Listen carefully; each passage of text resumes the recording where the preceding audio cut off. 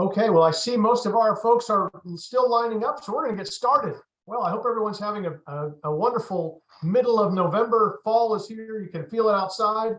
I finally put a sweater on, and we are ready for the fall season here in Houston, Texas, or wherever you may be joining us from around the country or around the world on our webinar this evening. We're so glad you could join us on our UH2U webinar this evening. Our topic this evening is the 2022 election. Did we have an election? Oh, yes, we did have an election. And we want to round that up with our esteemed panel today. I want to welcome you to this webinar this evening. The recent midterm elections have many wondering what the impact will be across our state and across the nation.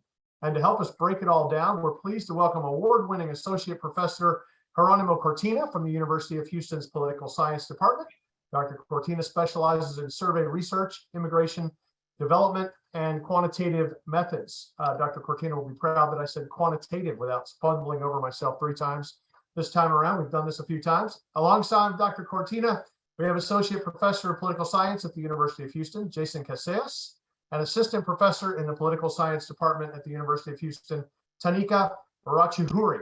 I think I got that right, Tanika, but you're welcome to correct me. I practiced. Anyway, with that, I'm going to turn the program over to Dr. Cortina, and after the program, we do want to make time as they finish their formal part of their presentation. We do have Q&A available in the bottom of your screen. Just type your questions in the Q&A section located at the bottom, and we will get those as the program goes along. Dr. Cortina, it is all yours. Thank you so much, Mike, and thank you so much for allowing us to be here tonight with all of you and all the alumni, our dear alumni, and also thank you to Caroline Hartman and Kendra Haxon that put together this program, and as well to Mayra Castillo that is helping us behind the curtain. So thank you so much. We're always very excited to be, connecting with the alumni and connecting with all the people that are interested, obviously, in what's going on in terms of our elections and what happened, but more importantly, where are we going next? So today, what we're going to do is going to be very simple. We're going to just have a conversation between us, and obviously, we will have some time for your questions, because the most important thing for us is to know what you want us to talk about, but also interact a little bit, even though it might be virtual or not. So let me first set up the stage. I will ask a couple of questions and then get the conversation flowing between Jason and Tanika. And the first thing is I just want to set up a little bit of the stage. There was obviously an election last week. A lot of comparisons were made between 2022 and 2018, right? And the big question was if Texas was turning or is turning blue or slowly turning blue or not. So at the state level, we saw the huge advantage that Republican candidates had over Democratic candidates.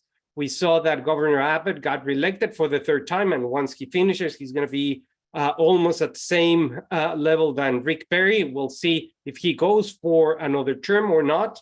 And he got a win against Beto O'Rourke with around 11 percentage points. Some of the polls got them correctly this time, at least in this sense. But I want to ask first, Tanika, what is the most important thing that you learned in this electoral cycle, especially when we focus at the state level? Yeah, that's a really good question. Thanks, Jeronimo. So just to clarify, do you mean most important thing we learned at the state level in Texas? Yes, at the state, that you learn, or if you want to go to the national level, feel free to jump back and forth. Great. Yeah, I think that's a great question, and it's something I've been thinking about a lot. I'm relatively new to Texas, so I just moved here last year to start at UH, and it's been a really interesting experience. I think there's been a lot of conversation over the past few election cycles about Texas slowly moving in a kind of blue direction, perhaps becoming democratic, because we see this rapid growth in immigrant populations like the Hispanic or Latino population, as well as the Asian American population. And time again, it seems like the expectations might be pushing a little further than the reality.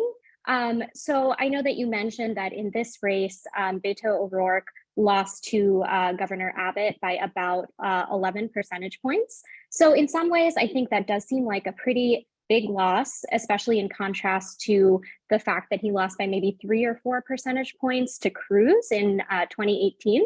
But I think on the other hand, if you look at a slightly different comparison, so comparing how Beto did against Governor Abbott to the Democratic challenger in 2018, there we saw that the Democrat actually lost by 13 percentage points. So to me, it does look like some of these stories about the demographic destiny of Texas kind of shifting are true, but perhaps it's a little slower than what we think. And it might take more time for some of these new populations to establish and become mobilized.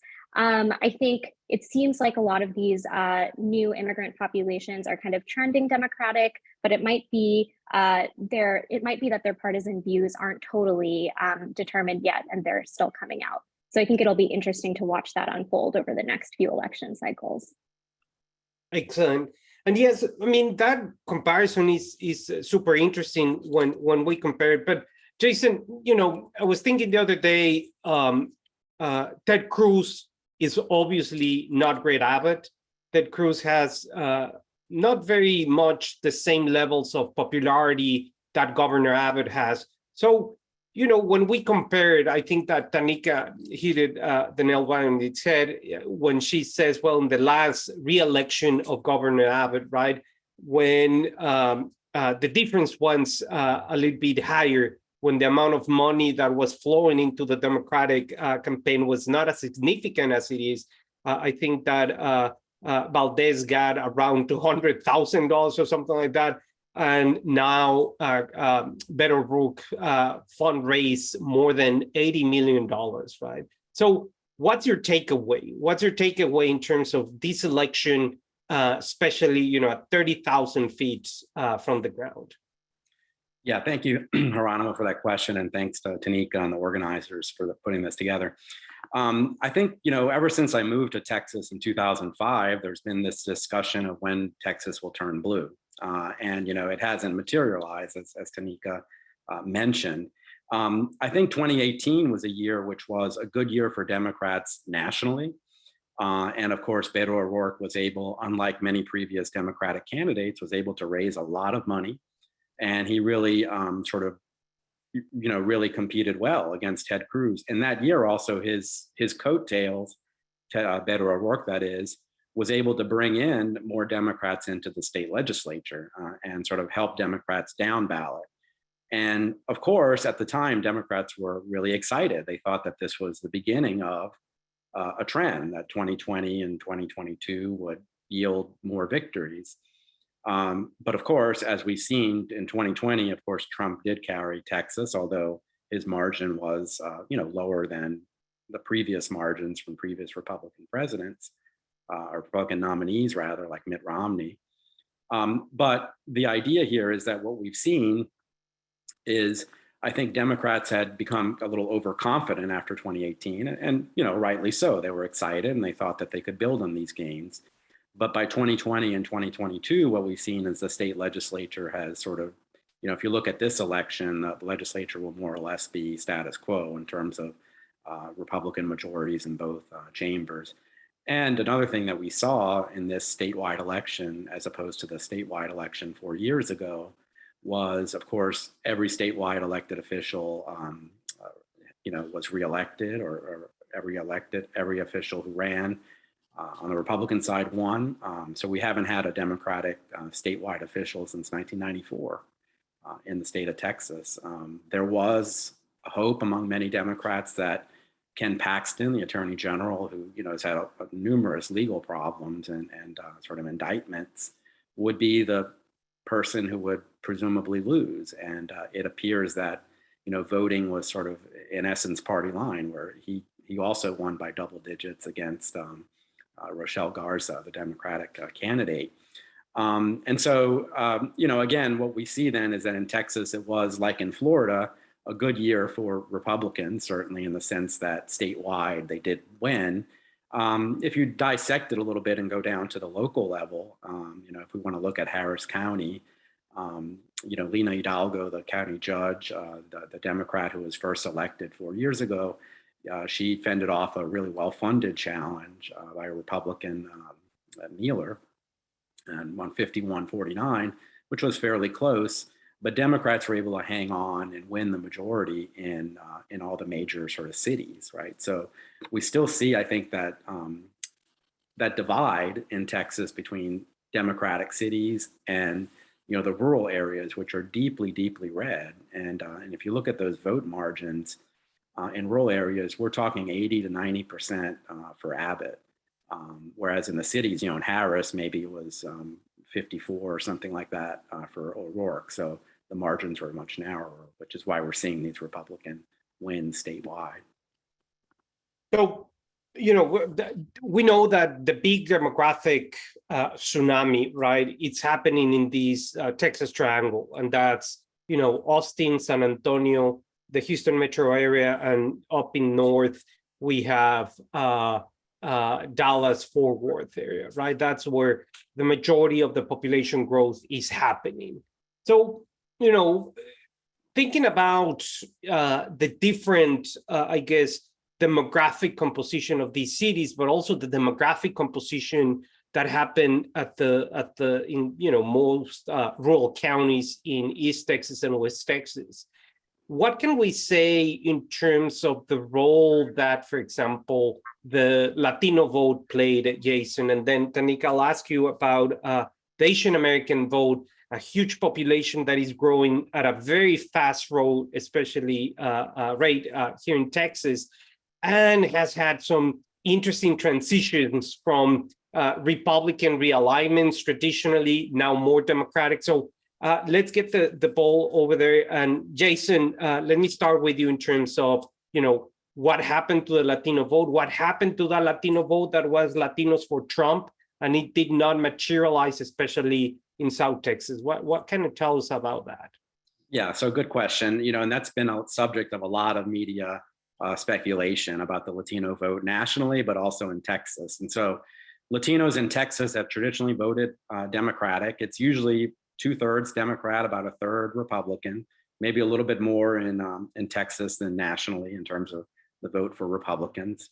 National Republicans spent a lot of money and were deeply invested in 3 South Texas seats based on Trump's performance in the 2020 election, where a lot of these South Texas counties, which are very strongly majority Latino, where Trump, did really well compared to previous Republican presidents. And so there was a lot of discussion as to why that was the case. And, there's certainly a lot of ideas about why that transpired, having to do, of course, with these were rural communities, and sort of Latinos were in those communities rural individuals who sort of had valued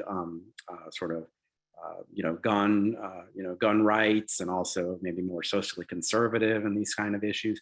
And so that was sort of seen as a good explanation. Also the lockdown, that there were a lot of working class Latinos who blamed, Democrats for being in support of a lockdown during COVID. But regardless, the idea was that Republicans thought they could sort of capitalize on these gains. And of course, I thought, I think that they were a little overconfident in terms of the movement of movement of Latinos to the Republican Party in South Texas. While we did observe in the 2022 election movement of more Latinos voting for Republicans, it wasn't as if it made a difference in 2 of those 3 key races. Of course, one of those districts was a kind of a new district created to really help a Republican win. And so Republican De La Cruz won that district, which kind of goes from San Antonio all the way down to the border.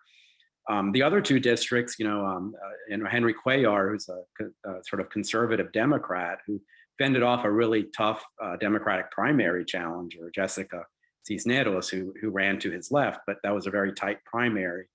And the issues during that primary was that Cuellar had sort of been investigated by the FBI, and there were some issues about that, and the fact that he was sort of a conservative Democrat. And so even though he was able to win the primary narrowly, he did really comfortably, I think, win the election against a well-funded Republican opponent. And it's interesting now that we're going to talk about the national results in a second, but if you just look at the news, Henry Cuellar has been courted by the Republicans to have him try to switch, given the really tight margin that we're seeing that was unexpected. And so, the question is whether Cisneros would have run as strongly, based on her progressive ideology. We don't know that because it's a counterfactual.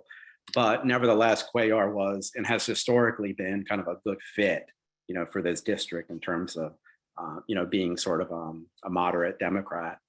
And the other district was two incumbents that were pitted against each other, Vicente Gonzalez and Mayra Flores, who had won a special election because of a resignation in a previous seat. And of course, Congressman Gonzalez was also, probably I would say a centrist Democrat as well, and, easily won against the newcomer, Mayra Flores. So obviously it was a better night for Democrats in those congressional seats. And so I think one of the things that, of course, Democrats are saying, well, Republicans overstated, the impact of their outreach efforts. And that's probably true. But on the other hand, Democrats shouldn't become complacent about it either, because we have seen, some movement of Latinos, voting Republican, especially in these South Texas rural areas. So, it's important for both parties to make sure that they, don't take these voters for granted and talk to them and see what, they're interested in and not either write them off or take them for granted. Right. So I guess the sleeping giant is slowly awakening from long sleep in terms of political parties paying significant attention, right? In terms of, okay, they're waking up, what's going to happen. But now that brings the question, right? Tanika brings the question to the sense of, okay, what about Asian Americans, right? Their complexities in terms of identity, their complexities in terms of party or partisanship, voting turnout rates, levels of education, income. So it brings the question is, are Asian Americans going to be the next sleepy giant or not? Or what's your take and what's the role that they played in this election? Yeah, that's a great question. And I really I was curious to hear Jason's response about the Latino vote in Texas, since it's such an interesting issue. One thing I found really interesting too is that these South Texas districts are places that are majority Latino electorates and two Latino candidates. So the dynamics are so interesting there to see in terms of, what we know about race and ethnic politics, kind of turning some of our assumptions around. I guess kind of turning to the Asian American question, I think that the Asian American electorate is increasingly having an impact in places like Texas, but also just kind of nationwide in a lot of elections as they're increasingly being decided on razor thin margins. Groups like Asian Americans that maybe make up like 6 to 8% of the population, if they do end up voting in blocks, could have an important impact on the election results. And I think with Asian Americans, one kind of issue that the community has dealt with for many years is kind of a lack of voter mobilization by either political party and a lack of high levels of participation within the electorate. But nevertheless, we do see that the Asian American electorate is growing very rapidly right now. I think I saw some statistic that between 2018 and 2022, the number of Asian Americans who are eligible to vote increased by 10%, or like 13 million individuals, something like that. And a lot of that growth is happening in states like Texas, because Asian Americans are not geographically distributed kind of evenly across the country. They live in certain places, oftentimes in or near large metro areas. So within the state of Texas, I think one kind of difference between the Asian American and Latino community is that Asian Americans will tend to settle in the cities and suburbs around places like Houston and Dallas, perhaps Austin, more so than rural areas like some of the Latino communities that Jason was talking about. And I think as a result of that, we do see that Asian Americans as a whole do tend to lean pretty Democratic. And in Texas itself, I think I've seen some numbers suggesting maybe in these elections around 65% were voting for Democratic candidates. I do think that talking about that community as a pan-ethnic group is sometimes it kind of veils some important differences. So I did see that one of the questions was asking about the Vietnamese American community in particular.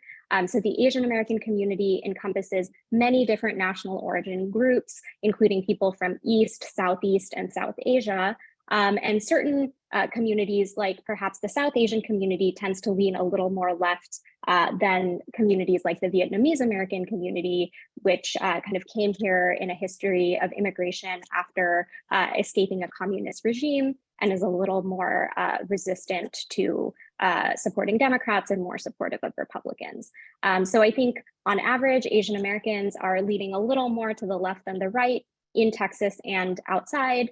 They tend to live in these kind of urban centers, and that perhaps might be driving some of that voting.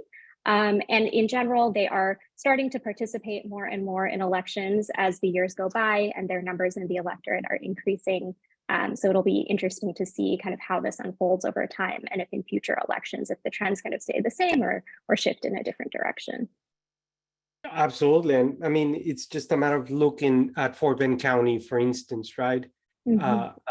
It's a very different dynamic, very diverse community, a community that has, a huge presence of Southeast Asian population that brings it alive. And the interesting thing over the years is that they're not only participating, at least in terms of going out to vote, but also now running, right? So that only can increase turnout when we see those issues about the scripted representation that Jason is an expert on those topics, in theory at least, or so he says, right?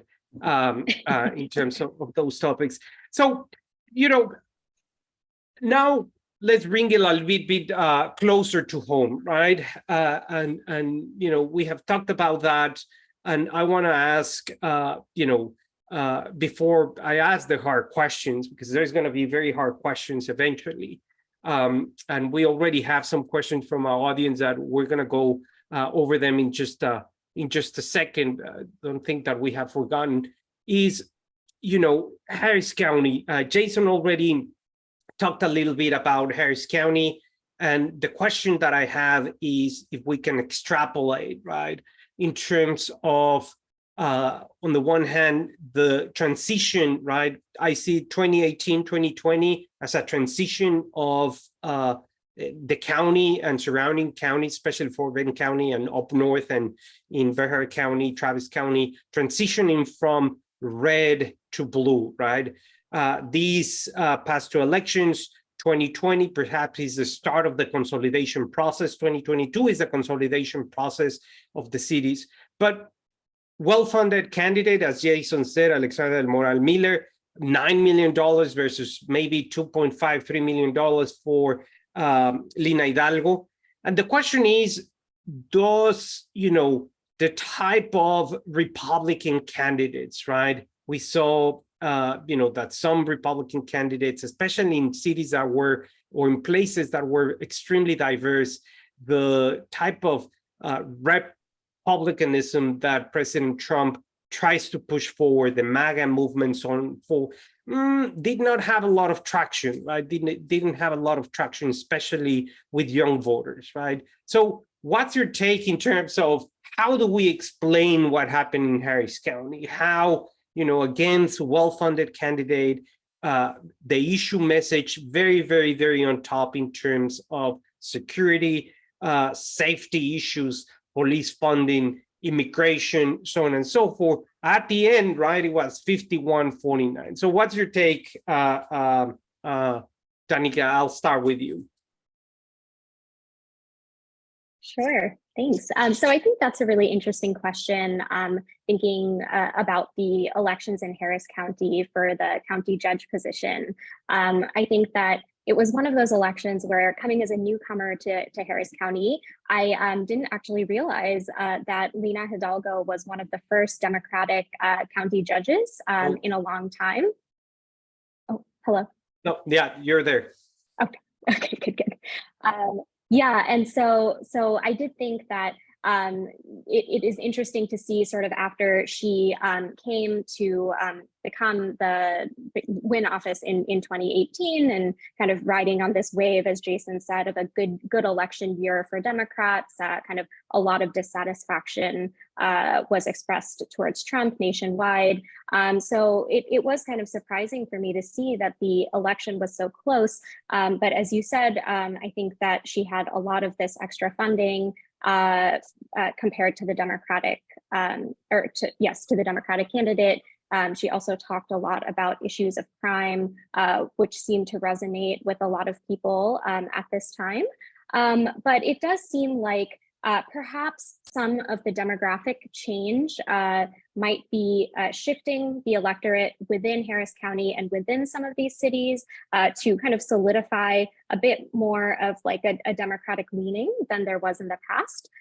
So perhaps it's a mix of young voters, immigrant voters, constituencies like that who rejected some of these messages about increasing crime and rejected kind of a more conservative vision for the future of the county. But I do think it's really interesting to follow, and especially given that the margin was so small, it'll be interesting to see how it plays out in the long term, if Democrats will kind of establish themselves as kind of the city officials and the county officials in the long term, or if we will see kind of occasional flips to Republican candidates as well.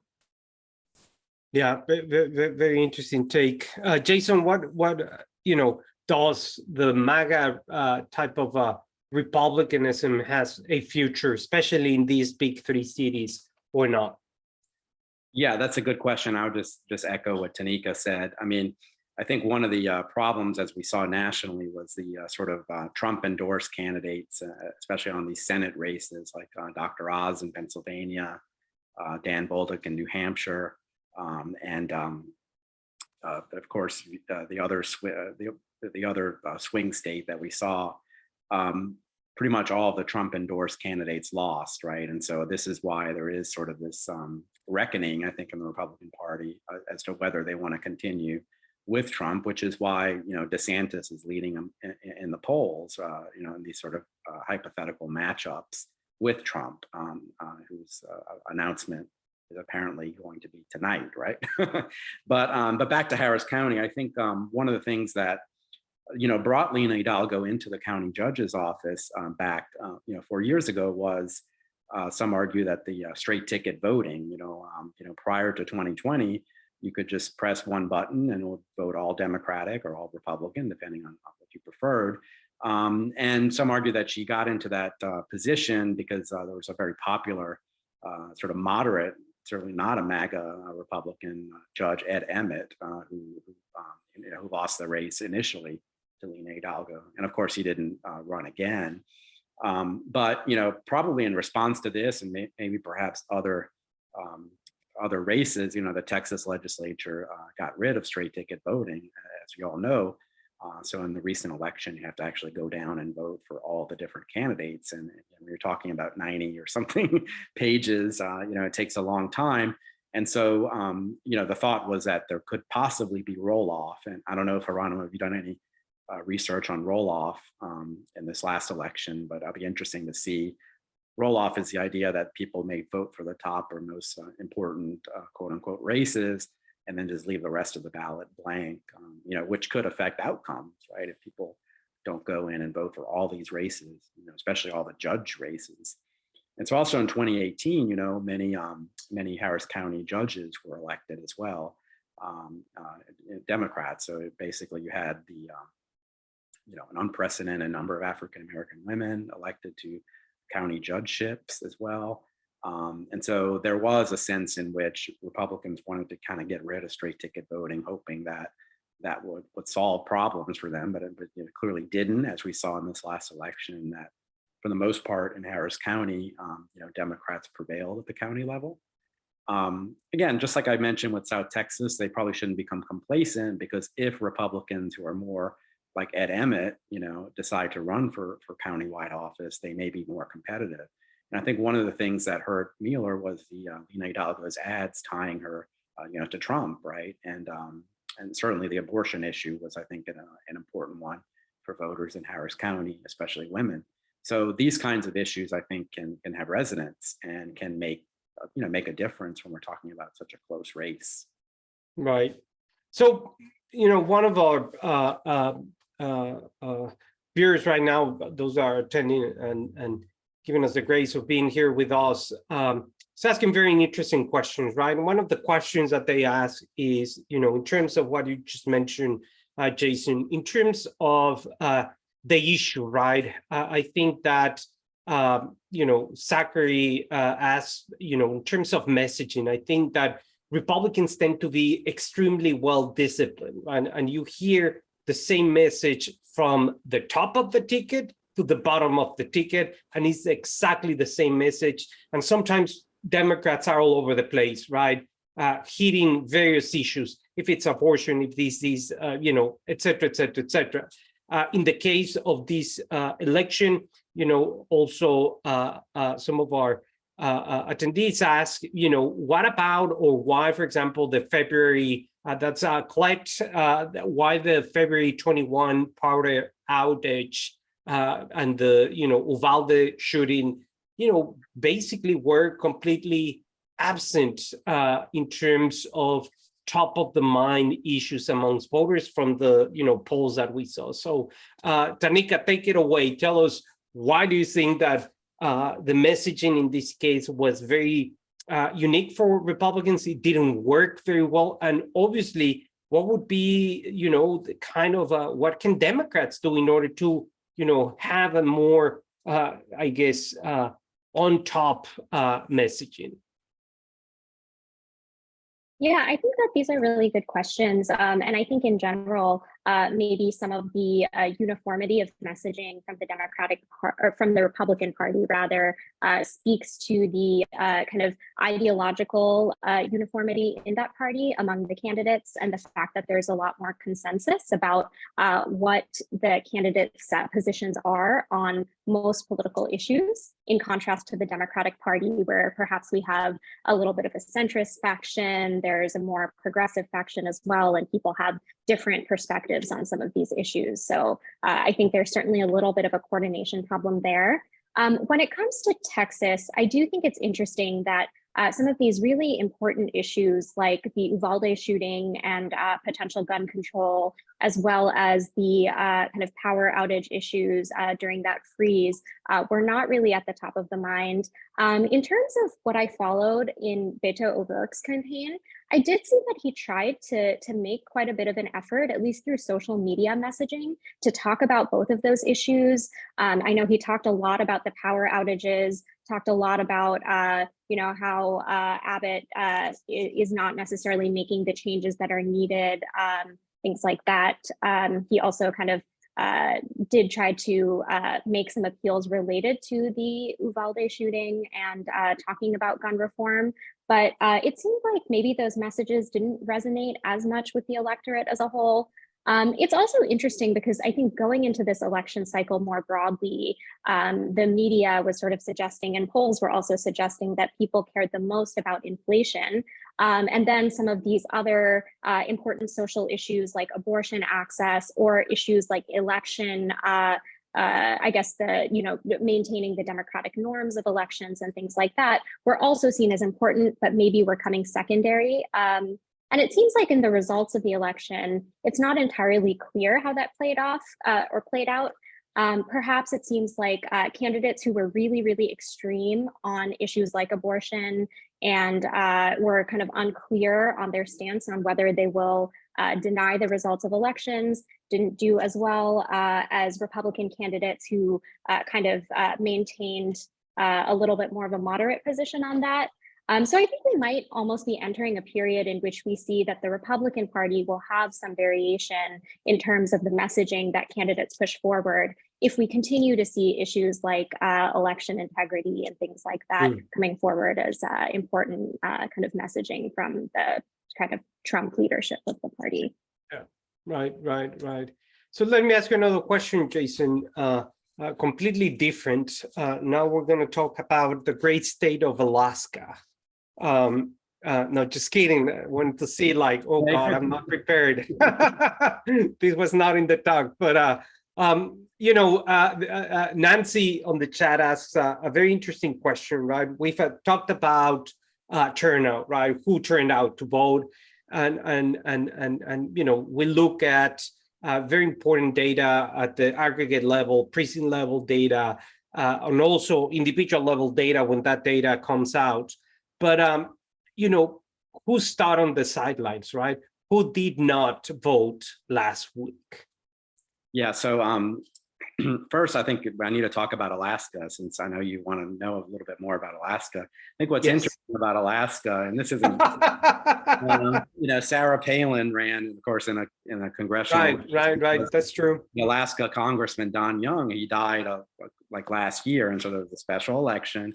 I think what's interesting about this race is that a Democrat won last year, and a Democrat will probably win this year. Alaska implemented what's called ranked choice voting, which is can be confusing for a lot of voters, but where voters actually rank candidates, and then they redistribute the rankings based on. So it's a complicated formula, so I won't talk about it. But I think it's interesting what happened in Alaska. But back to your question, real question. If you look at Texas, turnout was about 45% of registered voters, and that's fairly low, right? I mean, if you think about during a presidential election year, it was higher, right? In sort of midterm elections, generally, what has been the pattern over years is that the party opposite the president is more motivated to go out and vote, and so this is why people predicted this red wave, or at least that Republicans would gain seats in the Congress and so on. And so what we saw, of course, was I think something interesting that normally, doesn't happen, which is in many cases, Democrats wanted to talk about an issue like abortion because of the Supreme Court ruling in Dobbs. And I think for many people that sort of that decision motivated a lot of especially young voters, young women. It's still the case, right, that 18 to 24-year-olds did not turn out at super high rates or anything. So it wasn't kind of an earth-shattering movement there. But I think what's interesting is you dig down and look at those 18 to 24-year-olds and how they voted. I mean, we're talking about huge majorities for Democrats. So this is like 2/3 voting for Democrats or slightly more. So there is this sort of shift, and we don't know, of course, all the sort of considerations that these young voters had when they decided to vote that way. It could be a combination of a lot of things, but I think that's instructive. And I think if we think about always, it's the presidential approval rating, and the midterms are kind of a referendum on the president. And, with the Biden's approval ratings in the low 40s, right, we thought that, Republicans would do well. And it kind of gets at this idea that in political science, we always talk about retrospective voting, that historical concept in which people vote on the state of the economy. And Tanika just kind of mentioned this with inflation. Yeah, without throwing the very sophisticated name or term that you just used, but So people vote like, are you better off today than you were 4 years ago or 2 years ago? There you go. Like that. So basically basing your vote on the status of the economy, right? And we see that that's happening less and less, right?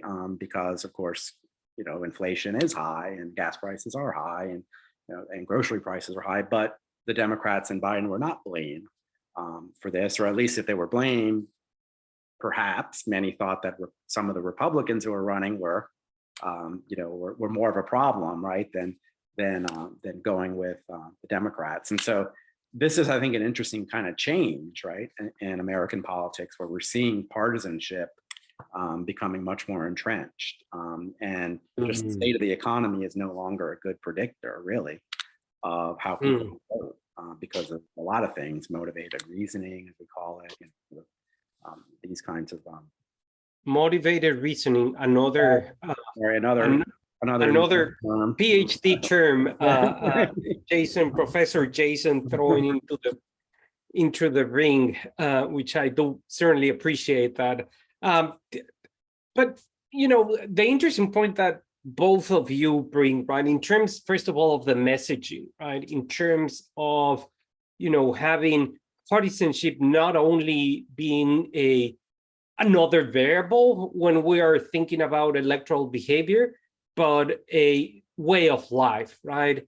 And that, has increased, especially in this big era of big polarization, not only, from elected officials, but also amongst the public. And in a sense that partisanship has become a way of life, one way or the other. And it's very different or very difficult to do it. I mean, for this election is complicated, I think, to disentangle the role of partisanship and, the many other issues that were floating, perhaps not in Texas, but abortion, election deniability, the type of candidates that were running. I think that's a lot of variables that enter the bucket, to put in a different way. And then you pour water and then you start shaking it. So I don't know which one, muddy water, right? So you don't know which variable is floating at the end in terms of what really happened. But certainly the issue of turnout, as you said, Jason, went down and a lot of people stayed on the sidelines, right? For example, African-American turnout, especially in Texas, could have been higher at a higher rate. It wasn't here. And, that's an issue when voters are not engaged, right? At the very end, Lina Hidalgo, made a significant outreach to African-American voters. And I think that African-American voters at the end were the ones propelling Judge Hidalgo to win re-election. So that was, perhaps a very interesting point. So let me move now to, kind of a different set of questions, right? And one of it is, the $64,000 question. And that question is about what's going to happen to Beto, right?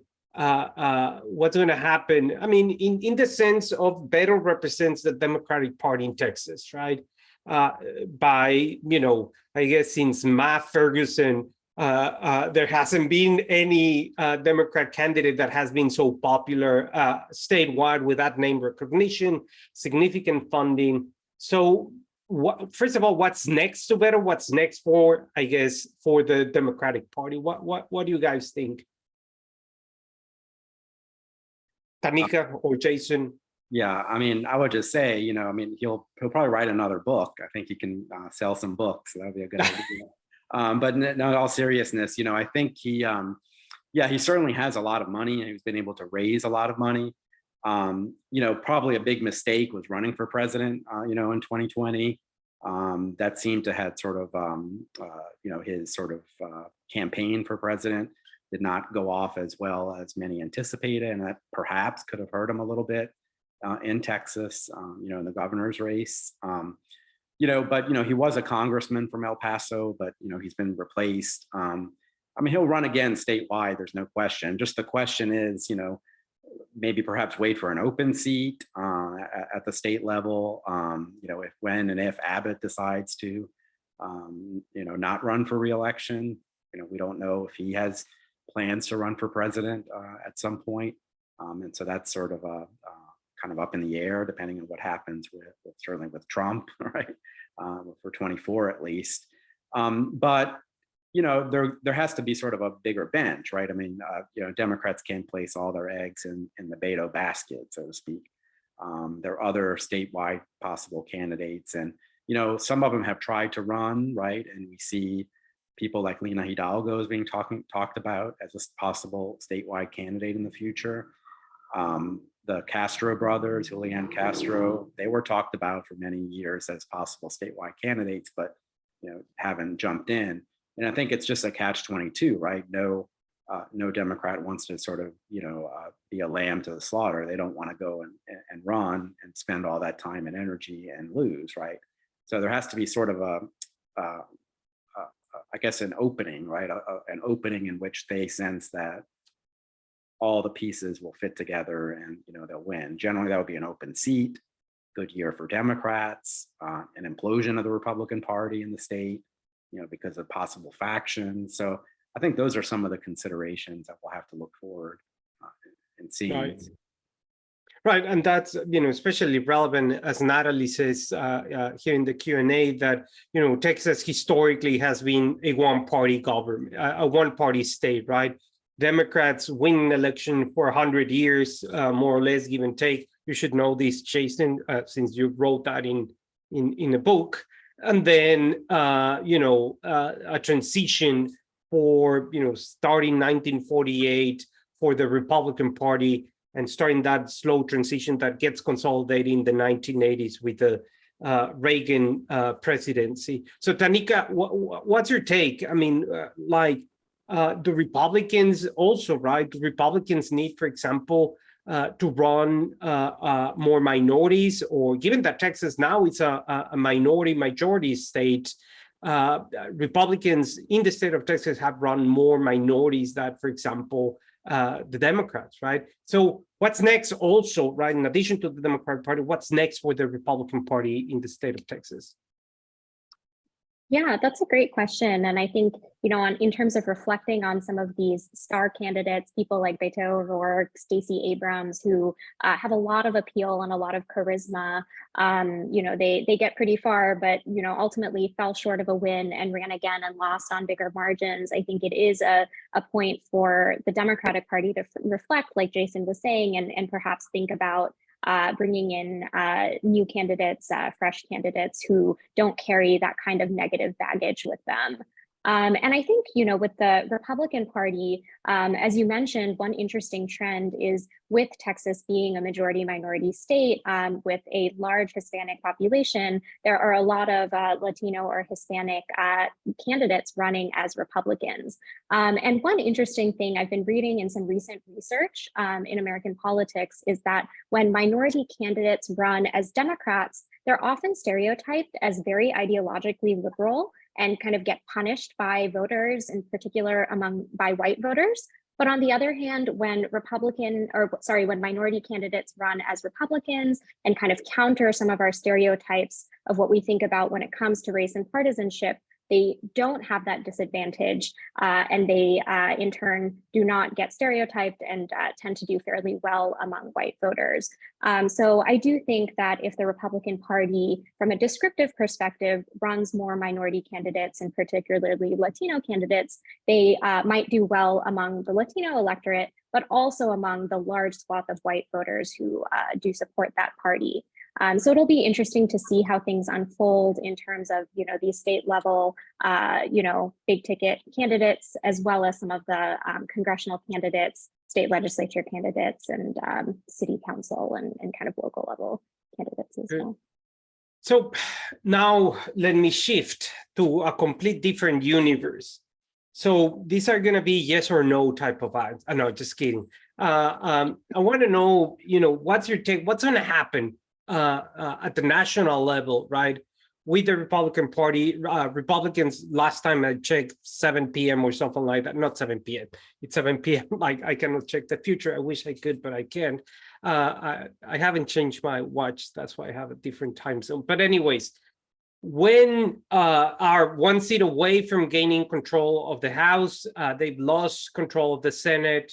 Donald Trump is going to announce today that he might or might not run. We don't know. Most people say that he's going to run. What's going to happen to the Republican Party? Is the Republican Party going to file for divorce with Donald Trump after makes his announcement, or the Republican Party is going to go to marriage counseling and try to, rebuild the relationship with Donald Trump that has brought a lot of, energy to the Republican base, or at least some of the base of the Republican Party. So what's next, given what might happen in a couple of hours?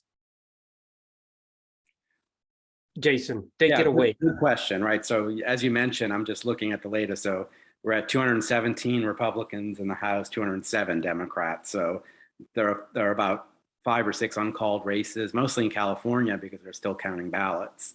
So Republicans will have a really narrow majority in the House. And, Kevin McCarthy, the minority leader now, has won the leadership race among his caucus. The problem is that there are some members of his caucus who said they won't vote for him. And so if there are 219 or 220, all you need is a couple of defectors in the Republican caucus to kind of blow up the whole system in the House. And so you have a lot of supporters of Trump in the House, certainly more so than the Senate. And even in the Senate, you see Senator Rick Scott of Florida challenging Mitch McConnell because it's sort of Trump and McConnell are not too friendly with each other either.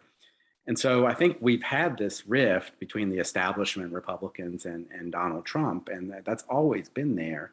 I think the establishment Republicans, most of them came on board and supported him, despite the fact that it was, something that they didn't probably want to do.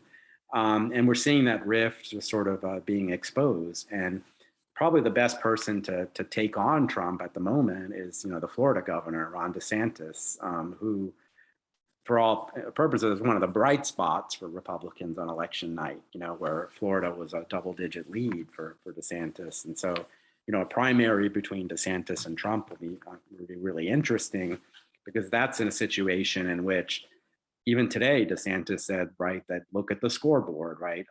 DeSantis. Oh yeah, I cannot wait to see that unfolding. Yeah, is ready. Yeah. Yeah.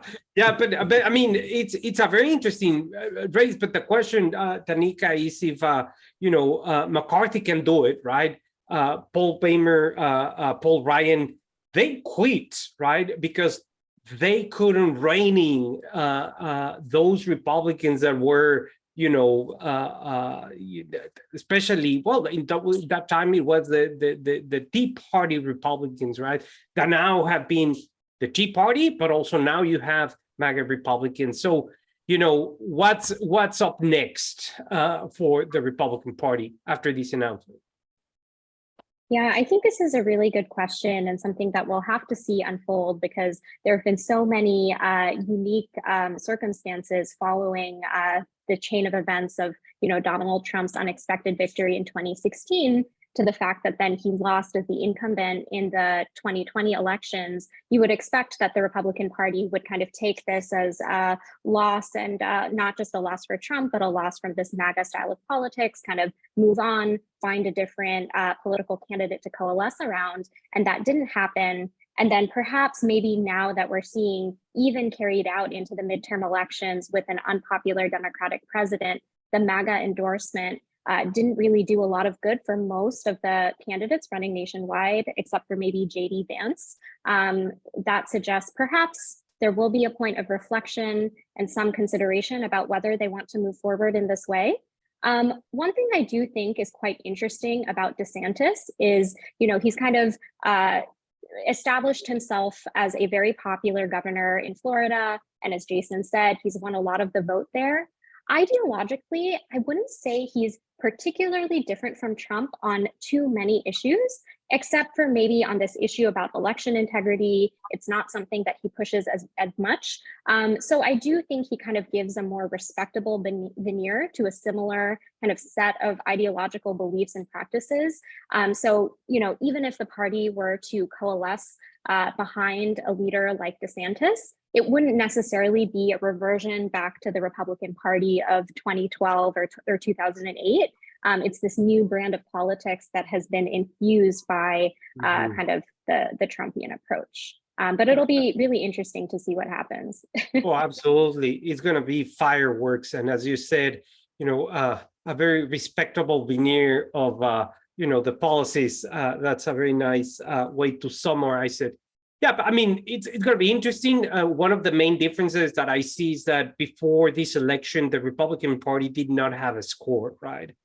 In terms of how many votes Trump can get and how many votes, he did not get. And I think that the one thing that affects, especially politicians that are running, is the number of votes. So I think that is, the line in the sand in which the Republican Party is going to be forced to decide whether we continue this path, or now that we have DeSantis, right there, if we go and take that other route. So it's going to be extremely interesting. Unfortunately, we're not going to know, but I'm sure that Mike Pede is going to invite us in next year, or next year we have a mayoral election in the city of Houston, so which is going to be extremely interesting as well.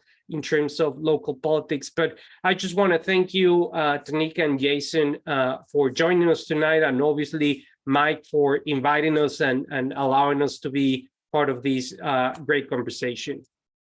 Yeah, thank you guys so much. You know, I've been listening the whole time, and I love the political space. But the one thing that comes to mind that I'll, in the last couple minutes, everything that you guys have discussed tonight, doesn't that, unless you're obviously some conspiracy theorist way over here, doesn't this just reek that democracy is alive and well? Doesn't that you can, that the votes count, and the way you show up, and you need to get there, and you need to do your part, and your point about it being a civic duty, you know, it's one of those, don't complain if you didn't vote. The democratic system is alive and well, and I'm hearing you all talk about, and not one person mentioned whether systems work or, you know, who has influence. It's all about, you know, getting out there, and it's just amazing to hear that none of that crept into your conversation when you go into the, you know, all politics is local, right? That's what they'll tell you.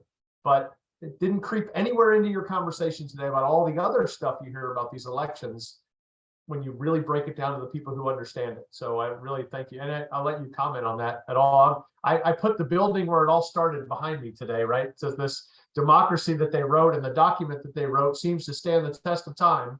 And I was just joking with myself. It's like, thank goodness all of these offices are not voted in the same year. I mean, can you imagine the chaos? At least we get this every 2 years. There's a certain number of Senate seats and a certain number of House seats. And what if they were all at the same time? That would be some serious. That would be some serious fun, wouldn't it? Well, I think it's extremely important, and I think that, you know, on the one hand, you know, democratic institutions, right, are very important with a small d, are extremely important and well cemented. I think that, you know, January 6th, the attacks on the Capitol were, you know, an anomaly in terms of our democratic system. However, this election cycle, and I think that all voters nationwide shared what you're saying, right? That at the end, it doesn't really matter if it's red or blue. At the end is that we have that choice. And in many countries, that choice does not exist, right? I mean, it does not exist. They don't have free elections. They don't have the opportunity to participate in these, in, you know, electing their leaders. And I think that this election was, one way or another, a referendum, right, on those unfounded lies that said that the election of 2020 was stolen, because there is simply no evidence, right? Courts have ruled against all those claims. And I think that that was a very important referendum in terms of the people just saying, enough is enough. We have to move forward. Right. Well, thank you all so very much. Thank you to everybody who joined us today. I really appreciate you guys, and we will have you back. We only have one rule about the mayor of Houston, and that is he or she be an alumnus of the University of Houston. That's all we care about.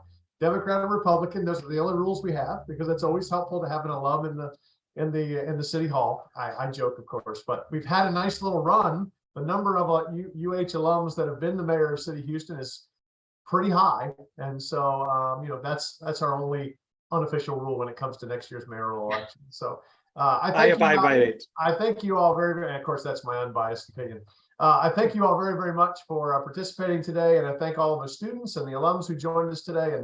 And you can get a recording of this and share it with your friends, share it with you folks who want to learn about the system, and learn about what the consequences of their voting actions are. And we really appreciate all of you being here, and have a wonderful upcoming holiday season, whichever holidays you celebrate coming up in the next 6 weeks, so the chaos sets in. But I really want to appreciate and thank you for your time. All right, so thank you all watching tonight. Have a great evening. Thank you so much for joining us. HoustonAlumni.com is our website. You can see all of our recorded webinars back in history there, and all kinds of topics, and we appreciate everyone joining us tonight. For everybody involved, good night from the University of Houston.